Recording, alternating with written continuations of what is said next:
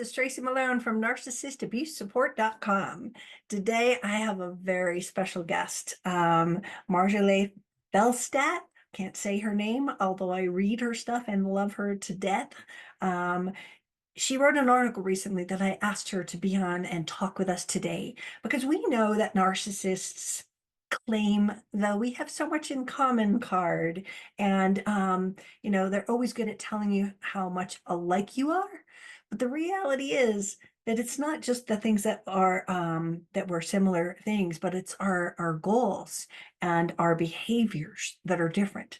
Like, so if we listen to what she's going to share here, we're going to go through some specific topics for you to understand the similarities can confuse you because you're like, no, we were similar. What's going on here? And you're going to hear it. So let's go talk to her and I'll see you on the other side. I think this is going to be very valuable for you if you are sitting here ruminating over, but we were so similar. How could this be? It was false. And here's what we're going to learn. So I'll see you on the other side. Welcome to my channel. I'm so excited that you're here. Thank you for joining me today. Thank you, Tracy. I'm really happy to be here. I am honored because I know you don't do a lot of interviews and No, I don't. have so many amazing books and what I love, and I suggest that everyone who listens to this goes and signs up for your newsletter, because I just told you a few seconds ago that you're like, the most value comes to my inbox from your writing. So thank you so much for what you do. Well, thank you. And he wrote a blog and put it into the newsletter a few weeks ago, how similarities confuse and sabotage us, right? So basically you started it with narcissists are great at telling you how much they're alike, your soulmates, your destiny, we're meant for each other. Oh, yeah. And then yet some of the faking similarities because they're just mirroring what we like and all of that stuff feels like it's compatible, but these similar traits are not necessarily our needs, and they are not necessarily, the behaviors are different. So we both might like to play soccer or whatever it is, but it's the more emotional things that are differences. And in your article, you pointed out, starting with perfectionism. So, let's talk about how the caretakers versus the narcissist both have that similar trait and kind of characteristic, but how they're different. Can we start with perfectionism? Perfectionism, yes. Narcissists and caretakers are perfectionistic in almost opposite ways. The narcissist believes that they're perfect already. And the caretaker believes that part of their life goal is to be as good and perfect a person as they can be so that they'll be acceptable and loved. And so the narcissist actually uses that to control the caretaker by telling them how they're not perfect, how they're not doing enough, they're not quite what I wanted. And yeah, we're alike in so many ways. I'm just surprised that you aren't doing it my way.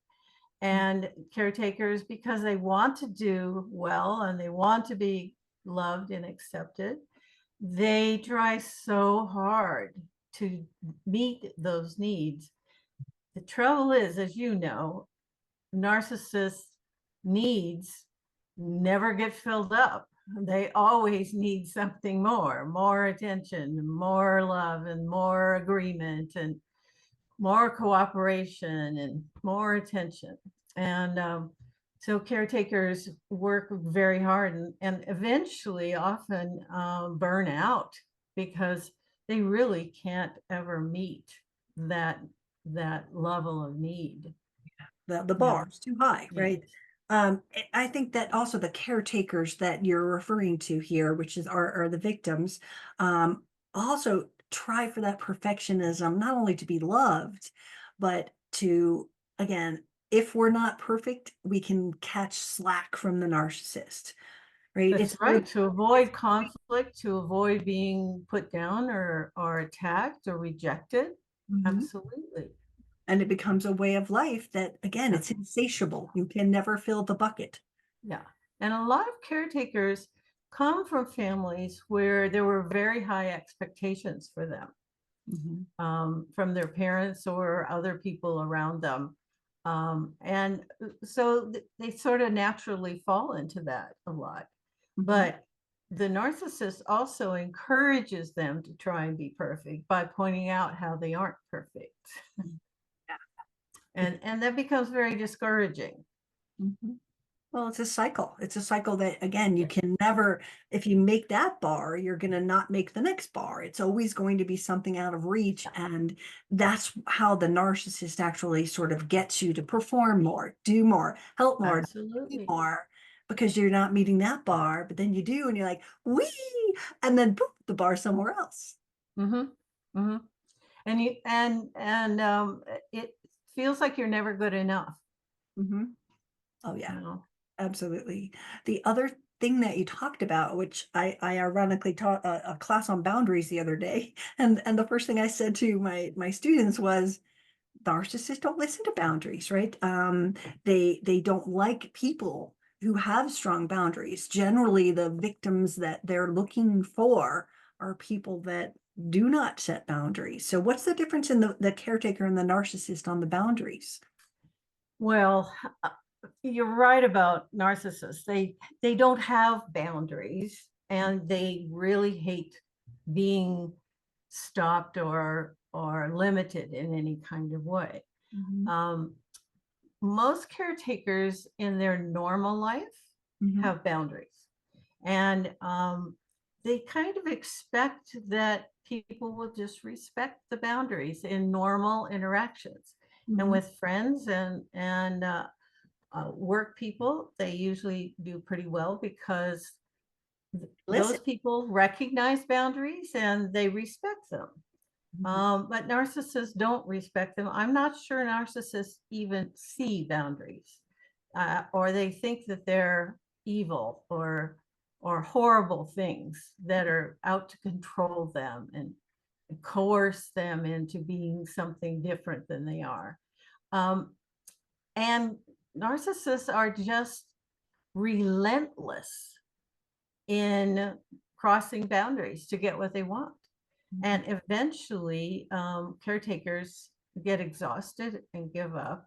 And a lot of caretakers don't have good boundary defenses. They expect people will just naturally respect them. And they haven't developed ways to uh, defend that boundary and make it stick. And they end up fighting and kind of defending themselves rather than setting the boundary and walking off or shutting things down when that boundary is crossed. And again, they're afraid that they may be rejected by the narcissist, which is very likely because they have this boundary. Because narcissists can get really mad, really angry, and very attacking when you try and set a boundary. Absolutely. There again, it's almost like you're trying to control them. And that That's what they think anyway. yeah, Yes. in their brain. For my class I taught the other night, I'll hold this up, but I made a new meme and I wrote the 5 reasons why narcissists don't honor our boundaries. They see Mm-hmm. as threats. They view themselves as entitled to not listen to you, Yes. empathy for your needs, whatever the boundary is, and they crave control. And listening to your boundary gives you control. And they fear losing their perceived power. So again, narcissism boundaries don't add up, but it's the yin and the yang if you think about it, right? Yes. Every one of these that we're talking about is we use boundaries for good and setting boundaries for our needs, and the narcissist is like a bulldozer and doesn't listen to or honor or respect. But what do you think about a narcissist setting boundaries? Because they tend to also come up with a lot of rules and regulations to be in their life, and that's confusing to victims. It's totally confusing, but narcissists are actually very good at setting their own boundaries. They just totally refuse. They're very stubborn, Mhm. and it's my way or the highway. Mhm. And they don't give up those boundaries. Yeah. They sometimes would rather leave the relationship or demolish your self-esteem, just to get what they need and want. Absolutely. And again, Yeah. no empathy for what they're doing. If they're going to demolish your boundary and you really needed that, they don't care. Yeah. There's absolutely Yeah. nothing there that makes them feel compelled to honor your boundary. Because their goal is always, how am I going to protect myself? Mhm. I really think narcissists and borderlines as well uh, are very afraid of being imperfectly of seeing that and being rejected because of it. And so they spend so much energy. They're willing to spend 100% of their energy building up their false self, their persona, and their absolute sense of control over everything in their life. Mhm. Absolutely. It's the same thing when they're in a divorce. They'll spend like more than they have just so you don't get a single penny, right? That's Same right. concept on that. Yeah. Let's move on to your next one, which was shame. And we know that both tend to have a little hidden shame. And on the caretaker side, Mm-hmm. there's always some underlining things in there. And then on the narcissist side, this is their biggest thing they defend against is the hidden shame. So tell me how they differ. Well, the narcissist's hidden shame is extremely hidden. Mhm. And I had one narcissist client tell me that feeling afraid or inadequate was evil. That was so horrible to think about, that they just would push it away entirely. Um, because really at the heart, narcissists don't think they're wonderful. Narcissists feel a sense of total collapse when they hit that point. And they don't hit it very often. They work really hard to never get there. Mhm. Um, so shame appears or comes to the surface, and you can tell when it's coming to the surface because they're attacking you, they're putting you down, they're projecting every negative thing in that shame part of themselves onto you. So that's how narcissists deal with shame. Caretakers' shame uh, is maybe more an inner critic, because caretakers want to try and be good and perfect. They have a voice inside of themselves that keeps saying, well, you're not doing it quite right. If you just do this, if you try that, try something else. And you always feel like you're never measuring up. So Mhm. if you can't be perfect, then there's a sense that you're not good enough. And that's the kind of shame. And narcissists, when they do that projecting and attacking, trigger that inner fear and critic in caretakers.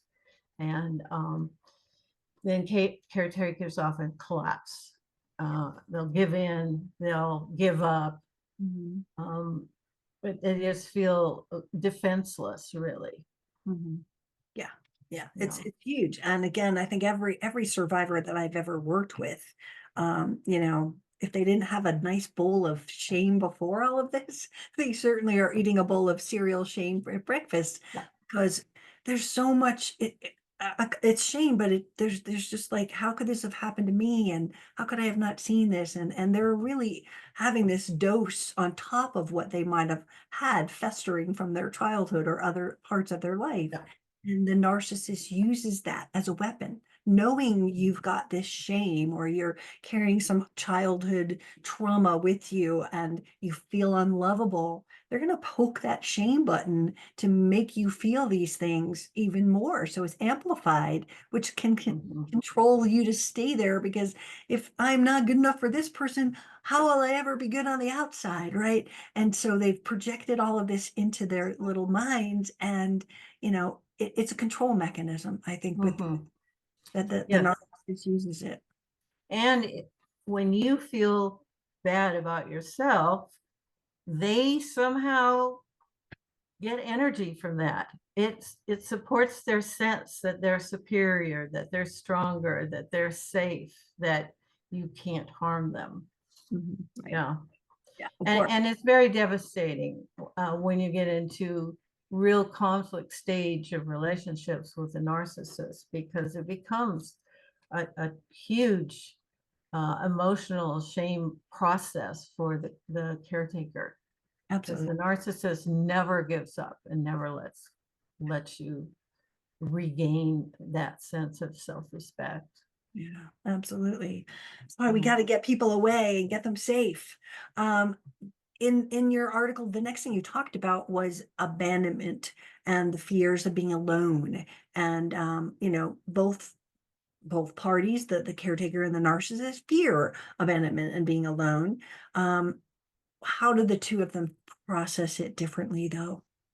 Well, caretakers in general don't fear being alone. In fact, they function very well alone. And being single, or they usually have friends and coworkers and family, and they have a nice life.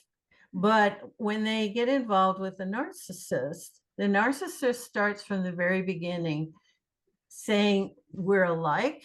I'm the only person who can love you so much the way I do. They sweep you off your feet and then start to isolate you from everyone else. They don't want you talking about your relationship or any conflicts or anything that's going on that has any judgment to it. They cut off your friends because they don't like them and they feel judged by them, and they don't like your family because the family is not always thrilled about you, about the narcissist.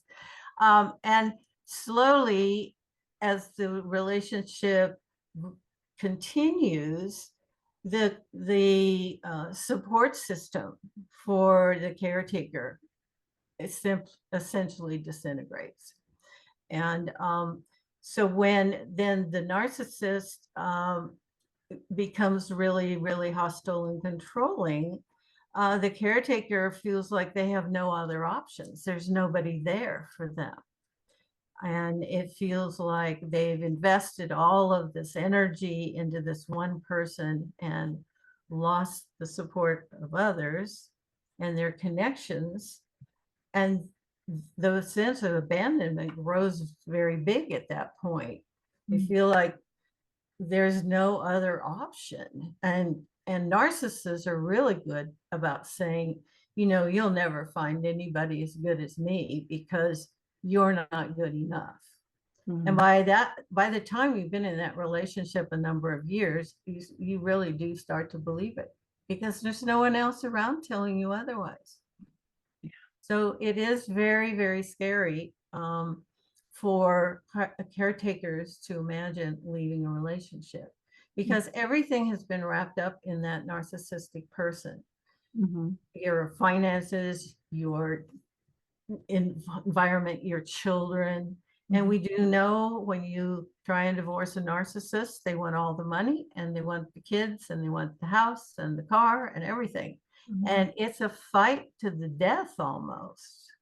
So yeah, it's very scary for caretakers.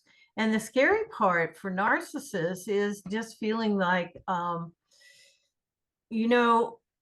I need somebody. Narcissists almost can't exist without somebody admiring them and being connected to them.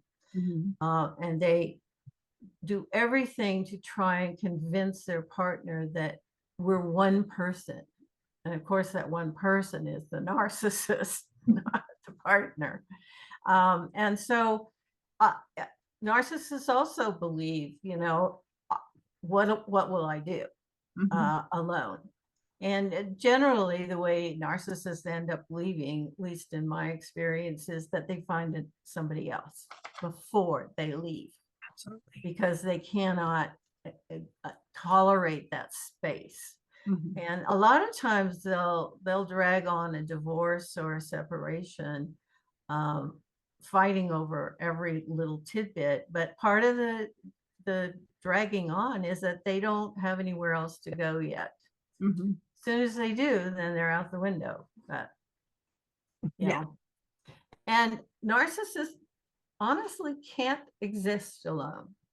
They don't have the ego strength to support themselves emotionally. They always need someone, and sometimes a whole lot of someones to give them the attention that they need. Yeah. Exactly. And that's the thing is, people are always like, how could they move on so quickly? I'm like, they've been moved on for a long time. They have already moved on. The last narcissist we had three of us at the same time. And Mm-hmm. for 2.5 years, one wasn't enough. And it was like intense, each one of us. I've talked to them and even went to Italy with one of them. Like all became best friends. And it was insatiable. Like, but he couldn't bear that one could leave. You had to have a backup and a backup and a backup because that's how insatiable this need for attention Mm-hmm. and affirmation.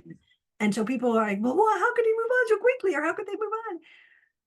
They already went. It's not that they They physically already went. left. They were already going, this isn't working out, or maybe you were trying to set boundaries or you were pushing the line to ask for more. They know, okay, this gig's almost up. Let me go get supply number 2 or backup number 3 and just make sure that, if this doesn't work the way I can try to control her and keep them staying, then I've got a backup plan. And if not, I could just be having a lot of fun while I'm sitting here in the marriage trying to build my backup plan. So again, it is an abandonment thing for them is devastating to be alone. I don't know if it's the actual abandonment, like, oh, I'm going to be abandoned, or how will I survive on my own? Do you think it's I similar? think it's the latter. Yes. How can I survive without this energy coming into me to fill me up? Exactly. Because for some reason they can't do that for themselves. Right, right. Yeah. And then narcissists had some trauma in their life, and this is how they've processed it, that they abused and do what they had done to them, perhaps, right? Um, Oftentimes, uh, oftentimes. yeah. Yeah. So Or they were raised with so much attention mm, that they can't do without it. It just seems like life is about people looking at me and admiring me and doing the things that I want.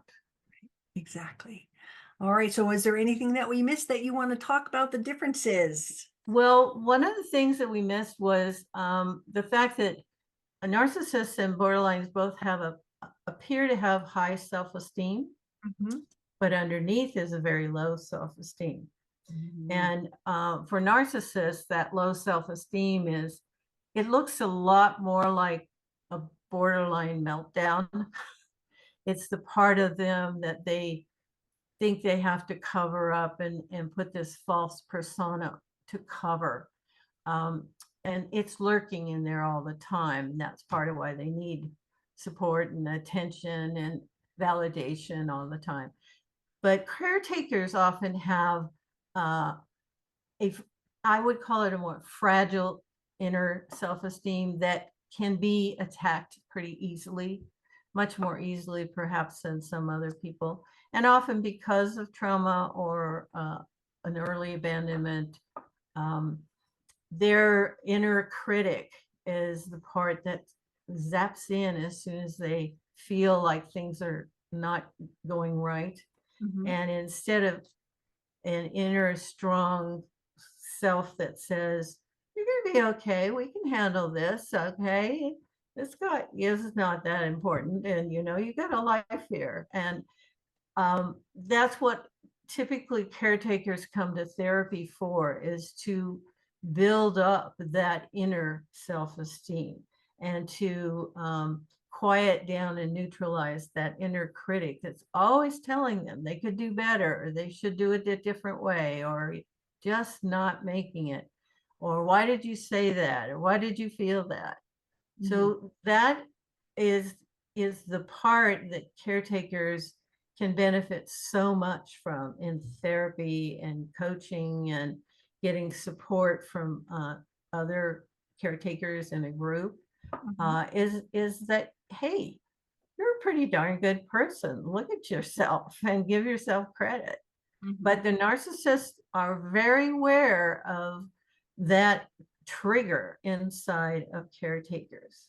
Mhm. And the difference between caretakers and a person who doesn't jump into that narcissistic relationship situation is that a person who's already really strong in themselves and have a good solid sense of their identity and their rights, they go, what is wrong with this person? And they walk away at the beginning.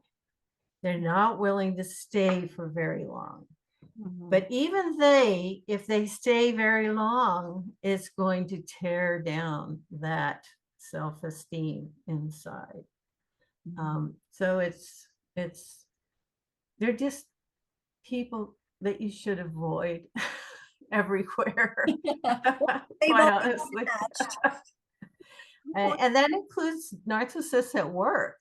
A lot of people become managers who are narcissists because they talk their way in there and they want to be in charge. And Mhm. they can just make life hell for their employees. Mhm. And their employees become disillusioned and just collapsing and saying, I can't ever seem to do anything right. And very often they leave, Mhm. or they feel like they have to stay, and it becomes worse and worse. Yeah.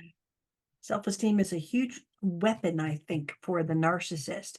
It is. Tap in. It's almost like a prerequisite. They're going to see what your self-esteem level is like, and if you are, I'm not saying all survivors and caretakers are, wounded victims walking around, but No. don't have, if they could tap into it, and again, you could come out and you'd be really self-confident, but they ebb little parts of it away, make you doubt yourself, make you question yourself, and to the point where you don't know yourself. And whether it's a work situation or a relationship, they use that low self-esteem. Your friends really don't like you. And why did you do that? And questioning everything to make them, again, Mhm. gaslighting, make them doubt their own reality. And so that low self-esteem, however it trickles through their system, is something the narcissist will use as a weapon. Right. They do. Yeah, Yeah. for sure. And the longer you interact with them, the more they chip away. And Mhm.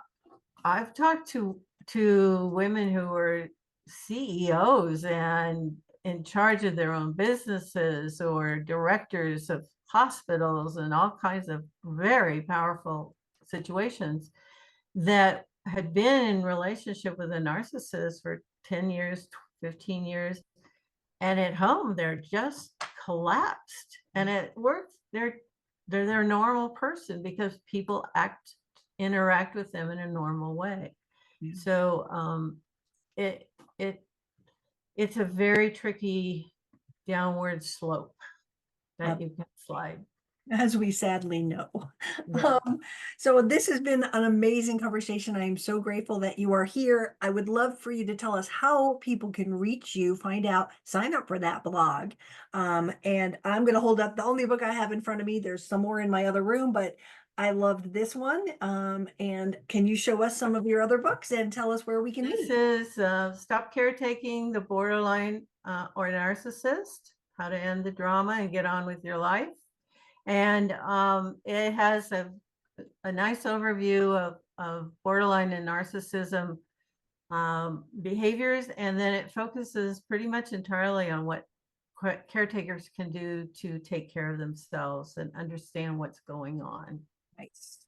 And then this book, Healing from a Narcissistic Relationship, I think the thing I like about this book the most is that there are exercises at the end of every chapter and what I call thought-provoking questions that really help you start thinking about how is this affecting me and what can I do about it? Mhm. And then I have a new book coming out next year called Stop Being a Doormat, how with a narcissist or borderline, rebuilding your identity and self-respect, because I think those are the two things that we lose the most when we're in those relationships. I can't wait for it to come out. I'm so excited. So is there a website that they should be going to? Margalistherapy.com. And there's a sign up little place where they can sign up for the newsletter, or they can send me an email at margalistherapy@gmail.com. Great. Well, we'll put your URL across the bottom and we'll put it Great. in the show notes for people who are going, how do you spell that? I know. Look, I'll hold it up for you guys, but I can't say it correctly. So I'm sure they'll screw up saying it. So we'll put it below so that they don't try and like type it in and give up, because it's worth it. Your books are amazing. As I said, your blog is Thank my you. favorite. And I'm really grateful for all you do in this community. Well, I appreciate being on your program, because I really admire the support you're giving as well. So thank you so much. You're welcome. Well, I hope you found that helpful. She's wonderful, isn't she? And I'm so honored that she came to come and do a video with us, because she doesn't do them very often. And it is great to have her here. You can see that her expertise is amazing. Please go get on her blog. She's great and you'll learn things. And she's a leader in this community, and I'm excited that she's here. If you are struggling with narcissistic abuse, I am a narcissist abuse coach specializing in divorce and families. And you can find all the information about me on my site, narcissistabusesupport.com. And I'll see you again.